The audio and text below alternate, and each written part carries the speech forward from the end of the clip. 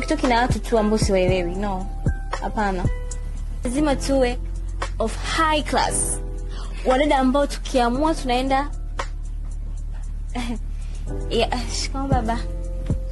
Bibi wa Instagram. Kama mzima unakuja kwa umbea. Yaani wewe upate maisha yako, kazi tu kufuatilia maisha ya wengine.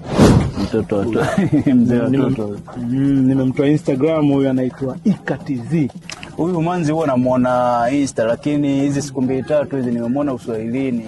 Baba nikuuliza ndugu yangu, hivi utapretend maisha mpaka lini? Ndege wafana nao kuruka pamoja. Basi tufuate, waache kama tulivyo. Sangu, ukishazoea kuwazima nguo, yani ndo maisha yako utakuwa hivyo hivyo kuwazima.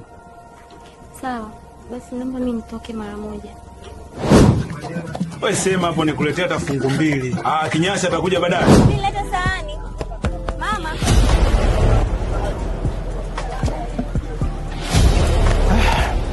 IKTZ.